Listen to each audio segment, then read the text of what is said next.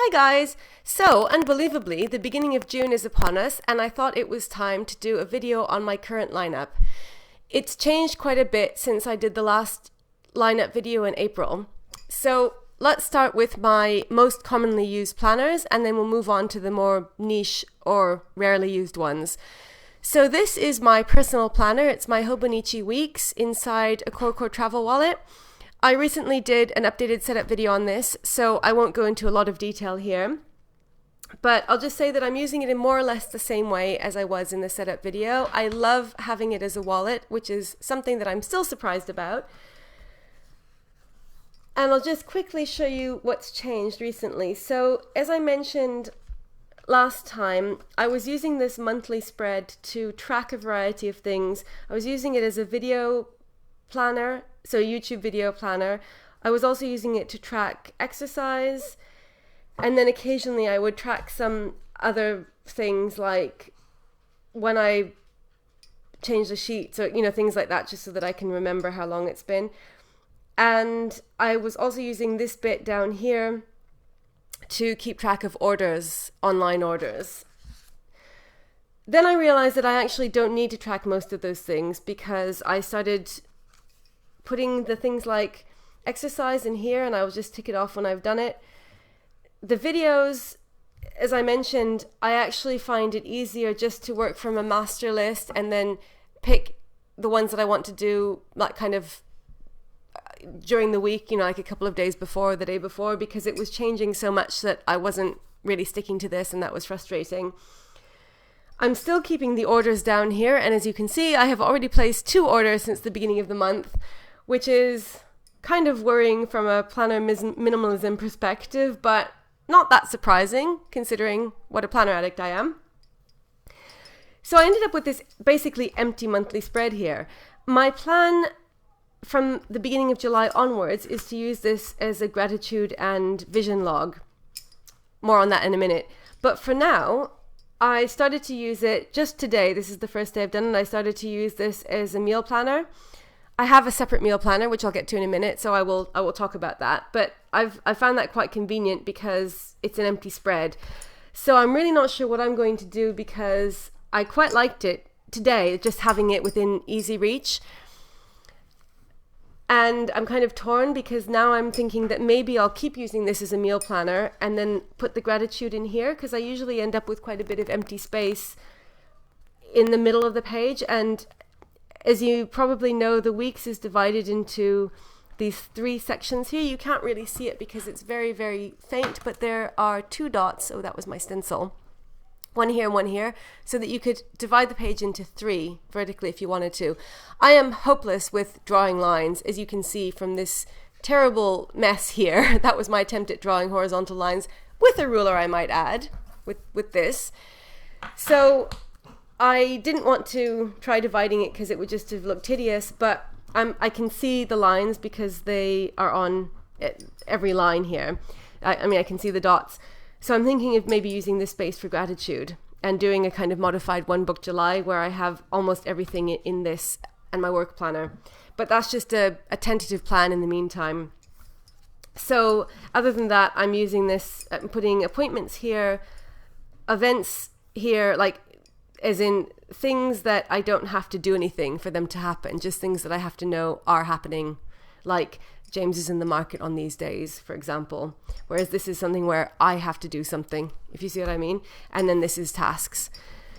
So that's working really well. And then in the back, there are all kinds of different notes. So that's my weeks. And I love it. That will go over here. Then the next one, this is like kind of the next core element of my planning system, which you're all very familiar with.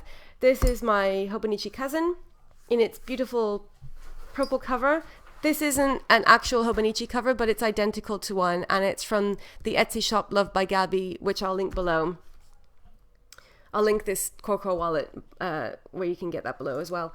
So I'm using this in exactly the same way. I'll do a revised setup of this maybe in a month or so when I've got some more stuff to show you, but this is the current week, so you can see how things are going. I just use this to put things that I have to do sometime during the week or like kind of notes of things that I'm thinking about at that particular time, just kind of for jotting stuff down. And then I use this as a timetable, and down here are to-dos, and then these are like the major tasks for the day, or sort of the major focus of the day, kind of like a top 3, but they're like the main thing that day will be devoted to. And then I'm using the daily pages as notes, work-related notes. So just like that. So I love this as well. This is perfect. This is one of my unicorns. I won't say my only unicorn, but these two definitely are a pair of unicorns. So personal planner, work planner. That's kind of like the core of my system. I really feel like if I had to, I could manage just with these. But why would I want to do that when there are so many other awesome planners to use as well? So the next one is a very recent addition, which I talked about in my last video. This is my daily planner. And I felt for a long time that it would be nice to have a daily planner where I could just make a big mess and write down everything that I have to do from the beginning of the day to the end, irrespective of whether it's work or personal, or kind of special task that is just like a one-off, or a repeated task that I do every day and, really feel like maybe I shouldn't bother writing down, except that I'd like to have the complete list. So I started using an A5 Stalogy notebook, which I got from Amazon. And I've only had it for less than a week, but I love it. It's extremely satisfying. And I was surprised to see that, like, actually the A5 page makes my list of daily to-dos seem quite minimal, which was somehow it was surprising, but it was also kind of refreshing, because I was like, oh, actually, maybe I didn't have as many things as I thought to do. So this has just been for the last few days. At first I was circling the dates, because it's got a place here where you can circle the month and the day of the week and the date. And then I just stopped doing it, because I thought, it doesn't matter. I know that it's the last page, that's the one that I'm working on, and I really don't need to go back afterwards and see, like, oh, on the 31st of May I went to the post office. Like, it doesn't matter. So I'm just using it like this, and I've got it in a Hobonichi cover. This is one of last year's Hobonichi covers, and I really, really like having this. It's just very, very reassuring to have somewhere where I can put all of my daily tasks. And I'm only just starting off, so it could be that I will, elaborate and start using it somehow in different ways than I am now. But right now it's just a list, and then I kind of color in each box. I'm writing boxes, like check boxes next to each task, and when I've done it, I just color it in, and that works really well. So that is that. And the nice thing about this being undated is that I don't feel any stress about switching between notebooks. So one of my recent reckless planner purchases was the Moleskine limited edition large Batman notebook, which is really, really cool. And so I was thinking, like, I shouldn't really use that because I've just started this one. And then I was like, well, wait a second, it's undated, so it really doesn't matter. I could switch and, like, say every other day use this one and every other day use that one. And in fact, I could use a third one because I've already got another paper blanks notebook that I haven't, I've been saving, and I haven't known what to do with it. And I was like, wow, through this daily planning, that, means I can use a whole bunch of notebooks and not feel bad about it because they're undated, so it doesn't matter. So if I've got 3 on the rotation, then I feel like that will kind of, like, satisfy my need to switch up planners without actually causing any damage, as in I won't be wasting anything because I can just come back to the next one when I feel like it next. So I'm considering doing that, although there's also something satisfying about working methodically through a whole book and finishing it, which I've never achieved with a notebook, I have to say. So that would be a first. But I really like daily planning, so I think that the method will stick. And as long as I use undated planners and am, religious about that, then I don't think it will be a problem eventually to finish one. So that is the third element of my planning system. Then we get on to the slightly more specific ones. So the first one is this Disc Agenda Manta, which I love, love, love, love. I was kind of like hesitating whether I should get this because I got one. It was actually sent to me for free, which was amazing. Thank you, Doki Books. And then James stole it, and he has been using it as his planner, and he loves it. And I'm going to do a setup video on that soon as well, on his Manta. But I was so upset, even though I was happy for him because I wanted him to have it, but I also had been looking forward to having one, so I ended up ordering another one, and I was like, oh, I don't know if I can justify this, but I love it so much that it was definitely the right decision. And I'm using this as my finance planner. So I've just put these 2 postcards in the front. I've decided to go with the black and white aesthetic. These are just some pictures of Panda that I'm keeping in here for now, but I'm going to find a more permanent place for them at some point. So the whole thing is black and white and gold, and I'm trying to keep to that and just have it be very minimalist because I like the look of it, and it really doesn't need a lot of decoration. So this, I can't remember if I mentioned this in the original setup video. I'm not sure if I already had this there, but this is Diolch yn fawr iawn, and it's thank you very much in Welsh. And then this one, and both of these go with the theme of the financial abundance planner, which is what I want this to be. So it takes the stress out of finances, feeling, and it sort of makes me feel like I'm in control and like I know how much I've got in my bank account, and it's great. And I also can't remember if I mentioned this in the last video, the setup video of this, but it came with black discs, and I ordered some extra gold discs along with this from Doki Book, and put like kind of every other one, so it's got a gold and black theme, which I really, really like. And that's something that's cool about disc-bound planners, is that you can do that. They also have rose gold, but I like the black and gold for this. So I don't have anything in the pockets, as you can see there, because it's just so basic. I don't need anything. And then I've got just a picture of Panda and this black and white and gold thank you postcard from Paper Chase. And I'm just using this, you can see in the setup video, but I'm using it just to track all of my expenses, and it's divided into food, necessities, and then like kind of other things like fun things. And also I keep track of my bank balance here. So this is working really, really well, and I love it. And if I'm out somewhere and I like spend some money, then I write it down in here and then put it in here when I come home. So I don't find this an inconvenience. Sometimes it's like, oh, I have to remember to put things in here. But because the whole thing is so helpful and useful, and it really kind of makes me feel like, you know, I'm in control of like money comings and goings, it's absolutely worth it. And I really like having it all in its own binder. So that is that one. This stack is already starting to get kind of unwieldy, and there's more to come. Okay, so the next one is my Disc Agenda Turquoise, and this is my meal planner. This started off as a home binder, and I was using the monthly calendar to track appointments that had to do with both me and James, as you can see here. And the idea was that we were both supposed to check it, and then we would know, like, if one of us was out or one of us had an appointment or something, the other one would automatically know. But in practice, it really was just a case of me writing things down, and then like James never looked at it, as far as I know. Not his intentions were good. He liked the idea of it, but he just didn't remember to check it, so it was kind of pointless, and I finally stopped doing it. And now that he's got his Manta, he writes things down in that, and it really was redundant, so I stopped using this. So as you can see here for June, I'm not using it at all. And this has been a meal planner, so you can see here I've been like having lots of fun decorating this. This is my only planner that I put stickers on at the moment, and it's really nice because I do enjoy a bit of pretty planning, although as you can see it's not, you know, organized or themed or anything like that, but I just like putting things on stickers, and I like the beautiful pattern that it makes at the end.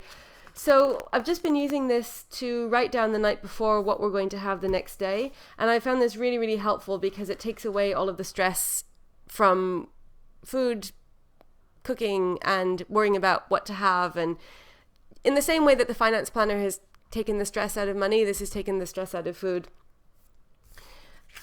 That's actually what gave me the idea to have a finance planner, is that this was so helpful with food. I thought, like, money is another problem area, so we could sort it out in the same way.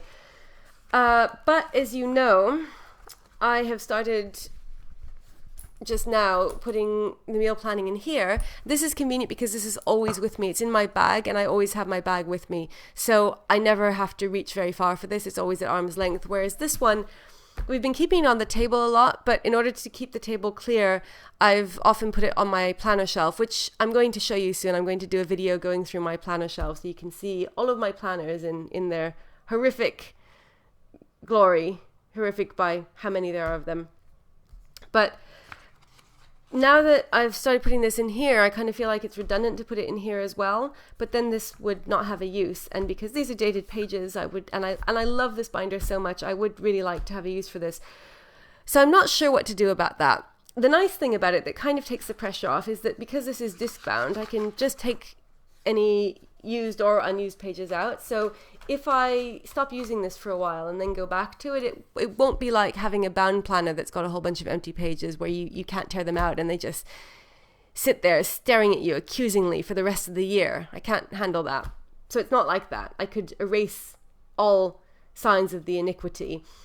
So I'm not going to worry about it too much, but I do really like this. And I've got this. This is a new acquisition. This is from the Happy Scrappy shop. And I don't get her kits anymore, but I keep an eye on what she's got in her shop because I love her designs. And this was from her stationery kit. You could just buy it separately. It's just a dashboard. You can never have too much happy in stationery. And that is so true. And it was so happy that I just really, really love having it at the beginning of this here. And then I've got these sticky notes, which also make me very happy. And all of my stickers that I use for the pages. So I'm not sure. I might keep doing this and also this. So just have like a kind of redundant system because this is big enough that it can be open and James and I can both see it. I think part of the issue that has been that James has been working in the market for the last 3 days, so he hasn't been home during the day. And then it's kind of like, why bother filling all this in just for myself when it's really only dinner that he's home for because I'm working from home. So I might as well just put it in here, you know, where I can check it easily. So I think I'll keep using this because I love it so much, but I'm not really, really sure at the moment. So this is kind of a question mark. Then we get into the really very specific planners, the ones that, you know, like I use much more rarely, but that are still an important part of the system. So the first one is my gratitude log. And this one I've been using since the beginning of the year. It's an A6 Hobonichi and it's the Avec version. So it's divided into 2 notebooks, and this is the January to June half, and then the July to December half is separate.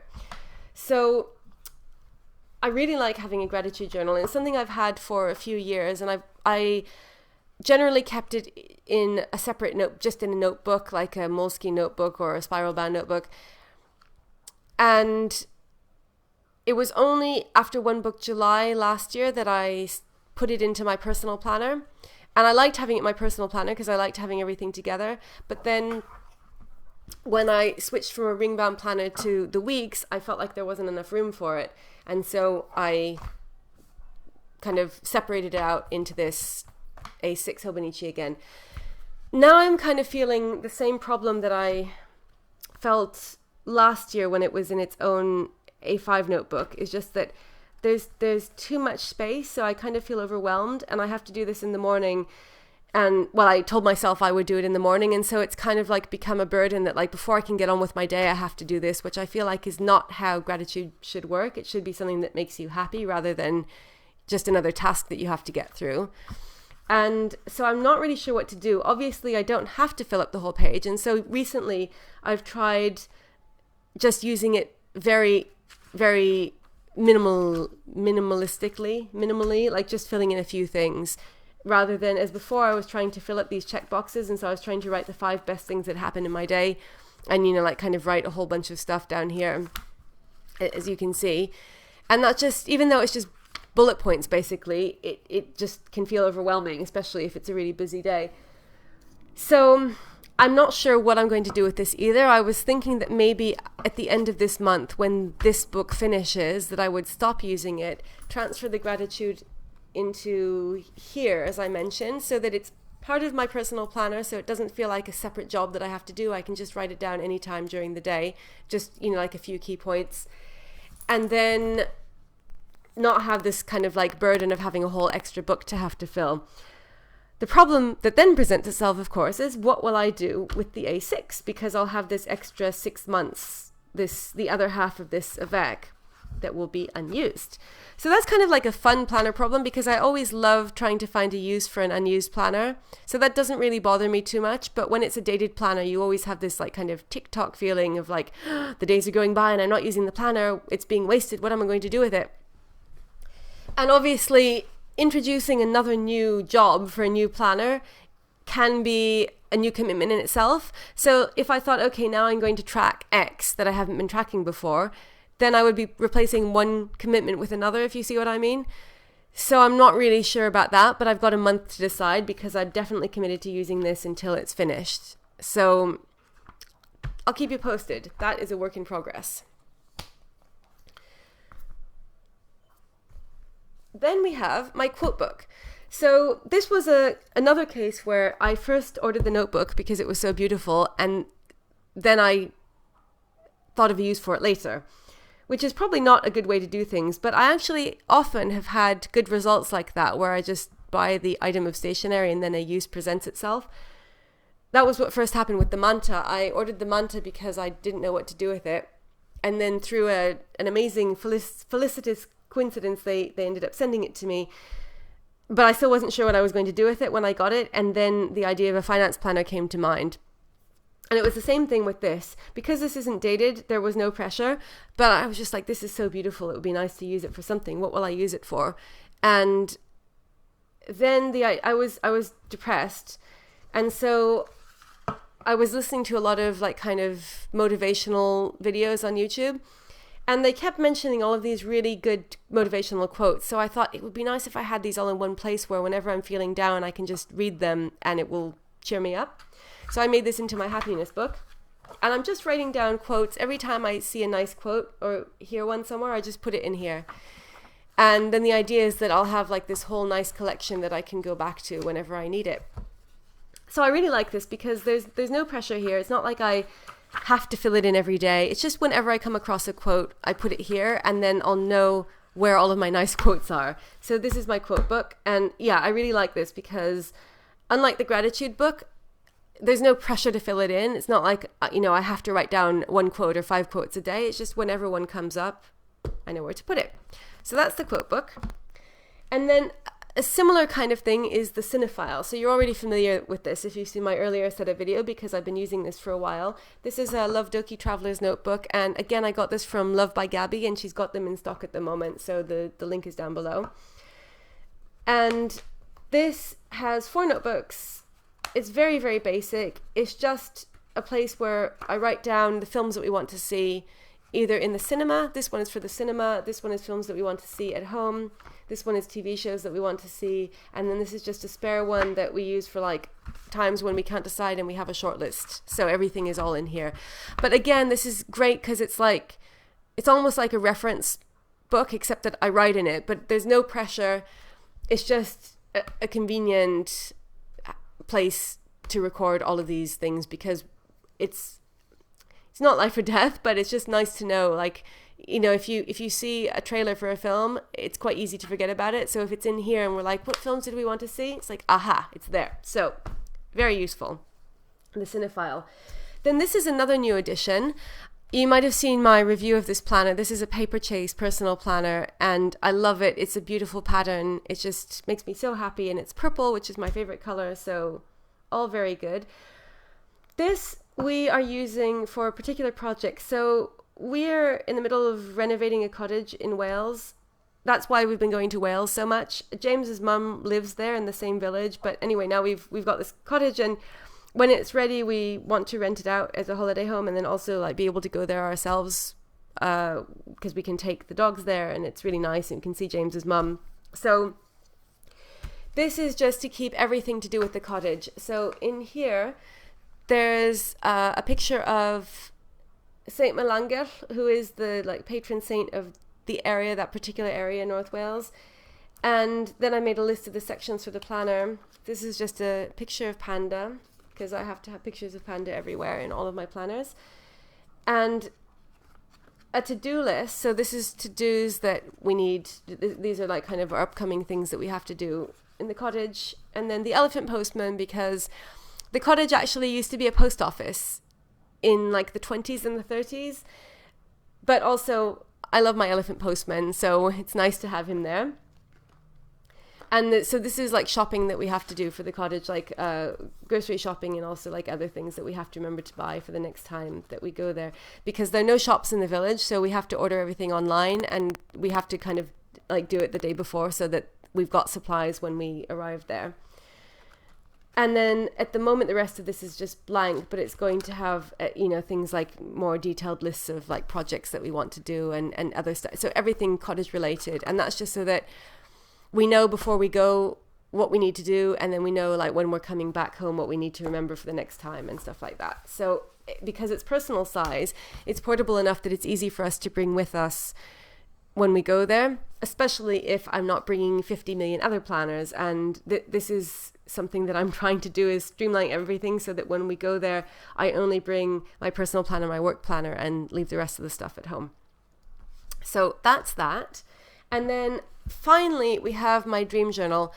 So I talked about the dream journal in the last planner lineup video, and this is something that I started to do in February, and it's had mixed success, shall we say. Well, it hasn't been very successful. I was doing quite well for a while. I started it in March. It's just a 7 Seas writer. So it's Tomoe River paper. It's lined, undated. And the last entry was the 17th of May. So basically the problem is, which I worried about beforehand, but I thought I'll start doing it, is that I find it very difficult to write down my dreams as soon as I wake up because I'm always extremely groggy, and I think I'll do it later when I'm more awake. I'll remember. And then when I wake up again, I'm like, oh my God, it's so late. I have to get up and start doing all of my jobs for the day immediately. I don't have time to write stuff in a dream journal. And this is the problem. Some days when I wake up, I just don't remember my dreams at all. And then it's like, well, there's nothing to write. But often I do remember. And then I just end up not writing in it. So this has not been a great success. But the thing that I've been telling myself is that because it's undated, again, it really doesn't matter. Even if I don't manage to write anything for a month, let's say, I can always get back on the wagon again. And I don't want to kind of like consign this to, you know, say this is a failed experiment and give up on it, because there's really no reason why this couldn't last for years. Like even if I only write down one dream a month, so what? I'll just keep this, and whenever I do manage to write it down, I'll have it in here, and eventually I'll fill it up. That's what I've been telling myself. So the dream journal is officially staying in the planner family. So that is the entire lineup. Like this is just a ridiculous number of planners. If we go back through them all, we have the specialist planners here. So we've got the Cottage planner, the Cinephile, the quote book, and the dream journal. That's all of these. Then we have the kind of less specialist, but still sort of not like, I mean, this I use every day. This is the finance planner. This is the meal planner.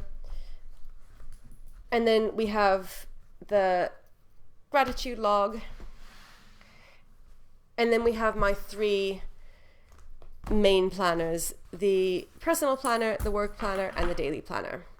So there you have it, my June planner lineup. So I hope that you enjoyed this. As always, thank you so much for watching. I really appreciate it, and I'll be back again soon with another video. Bye.